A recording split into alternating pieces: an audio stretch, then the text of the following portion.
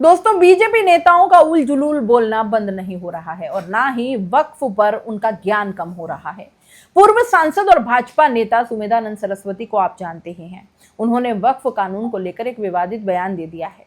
उन्होंने कहा कि वक्फ की संपत्ति पर कब्जा करने वालों का कत्लेआम किया जाना चाहिए। पूर्व सांसद सुमेधानंद सरस्वती सोमवार को श्रीगंगानगर दौरे पर थे।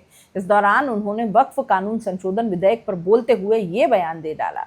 सुमेधानंद सरस्वती ने कहा कि मैंने भी कुरान पढ़ी है और कुरान के मुताबिक वक्फ की संपत्ति खाने वाला हरामी होता है।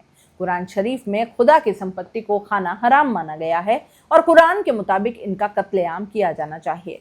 इधर वक्फ कानून को लेकर भाजपा नेता की ओर से ऐसा विवादित बयान आने से राजनीति जो है वो गर्मा गई है। मामले को लेकर सूरतगढ़ से कांग्रेस विधायक डूंगरा राम गेदर ने सुमेधानंद सरस्वती के इस विवादित बयान को लेकर कहा कि भाजपा नेताओं द्वारा ऐसा बयान देना निंदनीय है। उन्होंने सुमेधानंद सरस्वती के इस बयान पर पलटवार करते हुए कहा कि ये संविधान को और कानून को मानने वाले लोग नहीं हैं, इसलिए ये सरेआम कत्लेआम की बातें करते हैं। सुमेधानंद सरस्वती सीकर के लगातार 2 बार सांसद रहे हैं, पहली बार 2014 में और फिर 2019 में। उन्होंने सीकर लोकसभा सीट पर जीत हासिल की थी। संसद से 4 अप्रैल को पारित हुए वक्फ संशोधन बिल को 5 अप्रैल को राष्ट्रपति की मंजूरी मिली। सरकार ने 8 अप्रैल से अधिनियम के लागू होने की अधिसूचना जारी कर दी। तब से इसका लगातार विरोध हो रहा है। बता दें कि वक्फ होता क्या है। दोस्तों, वक्फ अरबी भाषा के शब्द वकूफा से बना है। इसका अर्थ होता है ठहरना, रोकना या निषिद्ध करना।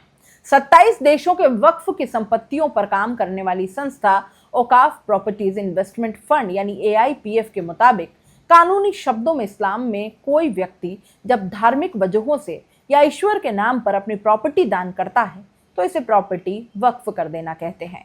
फिर वो चाहे कुछ रुपए की रकम हो या बेशकीमती हीरे जवाहरात से भरी कोई पूरी इमारत। अमूमन ऐसी प्रॉपर्टीज को अल्लाह की संपत्ति कहा जाता है। अपनी प्रॉपर्टी वक्फ को देने वाला इंसान वकीफा कहलाता है। वकीफा की ये शर्त वो रख सकता है कि उसकी संपत्ति से होने वाली आमदनी सिर्फ पढ़ाई पर या अस्पतालों पर खर्च हो। इन संपत्तियों को बेचा या धर्म के अलावा किसी और मकसद के लिए इस्तेमाल नहीं किया जा सकता। पैगंबर मोहम्मद के समय खजूर के 600 पेड़ों का एक बाग वक्फ का सबसे पहला उदाहरण माना जाता है। इससे होने वाली कमाई से मदीना के गरीबों की मदद की जाती थी। आप इस पूरे मामले पर क्या सोचते हैं? अपनी राय कमेंट बॉक्स में लिख भेजिए। जाते जाते चैनल को लाइक, शेयर और सब्सक्राइब जरूर कर दीजिए। नमस्कार। कुरान शरीफ मैंने पढ़ी है, साफ लिखा है कि खुदा की संपत्ति को खुर्द करने वाला व्यक्ति हरामी होता है, उसको हराम कहा गया। तो ये मुस्लिम होकर के बोर्ड में लोग और जिन लोगों ने भगवान के लिए, खुदा के लिए, अल्लाह के लिए संपत्ति दे दी उसको खा रहे हैं, तो ये हरामी है कि नहीं?